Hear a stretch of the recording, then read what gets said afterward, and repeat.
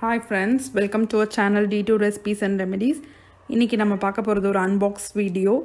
Cost iron வெசல்ஸோட benefits என்னங்கிறது தான் இன்றைக்கி நம்ம பார்க்க போகிறோம். இது வந்துட்டு நான் அமேசானில் வந்துட்டு பர்ச்சேஸ் பண்ணது ஒரு ஸ்கில்லட். இது நான் வந்துட்டு வாங்கி கொஞ்ச நாள் ஆச்சு. நான் வாங்கிட்டு யூஸ் பண்ணி பார்த்துட்டு அப்புறம் எப்படி இருக்குதுங்கிறத ஒரு வீடியோ போடலாம் அப்படின்னு தான் வெயிட் பண்ணிகிட்டு இருந்தேன். நான் இப்போ இதை யூஸ் பண்ண ஆரம்பிச்சிட்டேன். ஆக்சுவலாக வந்துட்டு நீங்கள் வந்து நார்மல் வெசல்ஸில் சமைக்கிறத விடையும் மண்பானை இல்லை இந்த அயன் வெசல்ஸ் இதுலெல்லாம் சமைச்சிங்கன்னா ரொம்பவே நல்லது. இது பார்த்திங்கன்னா ராக் அப்படின்னு எழுதியிருக்கு பாருங்கள், அதோட கம்பெனி நேம் அது.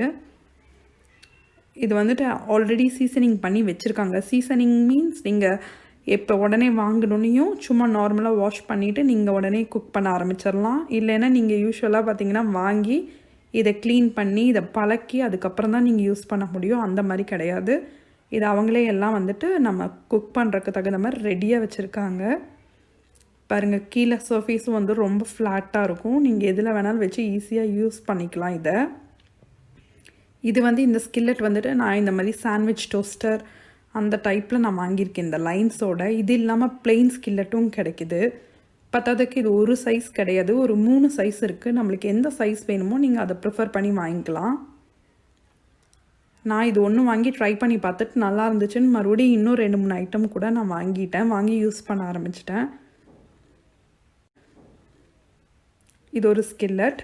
இப்போ அடுத்தது வந்துட்டு இது ஒரு கடாய். ஆக்சுவலாக இந்த கடாய் வந்துட்டு 11 இன்ச் கடாய் நான் வாங்கியிருக்கிறது. இதுலேயே ஒரு 3 சைஸஸ் இருக்குது. இந்த மாதிரி தோசை தவா எல்லாத்துலேயுமே வந்துட்டு ஒரு 3 சைஸ் இருக்குது. நீங்கள் எது வேணுமோ அதை செலக்ட் பண்ணிக்கலாம். நல்லா வெயிட்டாக இருக்கும். கொஞ்சம் ஹேண்டில் பண்ணுறப்ப பார்த்து ஹேண்டில் பண்ணணும். அது ஒன்று தான்.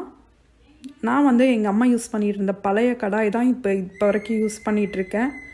திருப்பி நான் ஷாப்ஸ்லாம் போய் பார்த்தப்ப எனக்கு வந்துட்டு அவ்வளோ சாட்டிஸ்ஃபைடாக இல்லை புதுசு வாங்கலான்னு நான் பார்த்துட்டு இருந்தப்போ ரேட்டும் ரொம்ப அதிகமாக சொன்னாங்க. அந்தளவுக்கு வந்து நல்லா ஹெவியாகவும் இல்லை.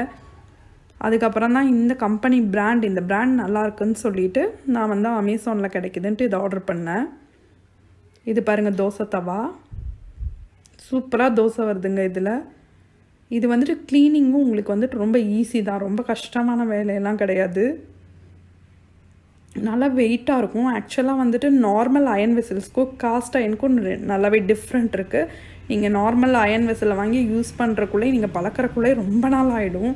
அது இப்போ ஒர்க் பண்ணிகிட்ருக்கிற லேடிஸ்க்கெலாம் வந்துட்டு அது எந்த அளவுக்கு செட் ஆகி வரும்னு தெரியாது. பட் இது வந்துட்டு அந்த மாதிரியெல்லாம் கிடையாது. நீங்கள் ஈஸியாக யூஸ் பண்ணிடலாம். உங்கள் ஹெல்த்துக்கும் இது ரொம்ப நல்லது. ஆயிலும் வந்து ரொம்ப அளவாக தான் கன்சியூம் ஆகும். ஸ்டார்டிங்கில் தான் கொஞ்சம் அதிகமாக ஆயில் தேவைப்படும்.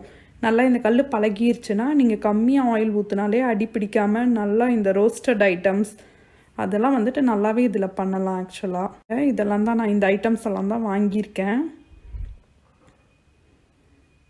சின்ன கடாய் ஒன்று வாங்கினேன், பெரிய கடாய்.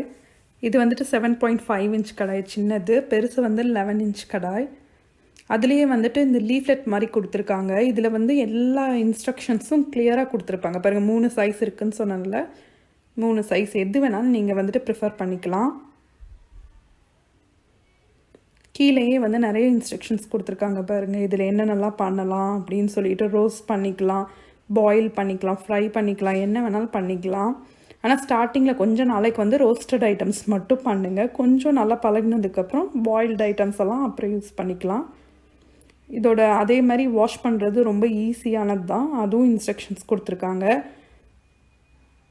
எலக்ட்ரிக் ஸ்டவ்வில் இதை யூஸ் பண்ண முடியும். அடுத்து பாருங்கள், கேஸ் ஸ்டவ், கிளாஸ் ஸ்டாப்பில் யூஸ் பண்ண முடியும். இண்டக்ஷன்லேயும் யூஸ் பண்ணிக்கலாம். கேம்ப் ஃபயர் நீங்கள் விறகு அடுப்பு அதில் வச்சுக்கலாம், ஓவன்லேயே வச்சுக்கலாம். எல்லாத்துலேயுமே இந்த வந்துட்டு நீங்கள் ப்ளேஸ் பண்ணிக்க முடியும். ஸோ அது ஒன்றும் ப்ராப்ளம் கிடையாது. இப்போ அடுத்தது பார்த்திங்கன்னா இதோட க்ளீனிங்கும் எப்படிங்கிறதுக்கும் ஒரு சின்ன லீஃப்லெட் மாதிரி கொடுத்துருக்காங்க. அதிலே இன்ஸ்ட்ரக்ஷன்ஸ் வந்து கிளியராக இருக்குது.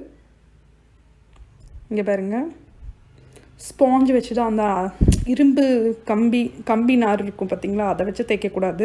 ஸ்பாஞ்ச் வச்சுட்டு யூஸ்வலாக வந்துட்டு நம்ம பாத்திரம் எதில் கழுவுவோமோ பார் இல்லைன்னா ஏதாவது டிஷ் வாஷர் அதில் ஏதாவது ஒன்று போட்டு க்ளீன் பண்ணிவிட்டு ஒரு காட்டன் துணியில் நல்லா வைப் பண்ணிவிட்டு கொஞ்சம் ஆயில் அப்ளை பண்ணி வச்சிட வேண்டியதான்.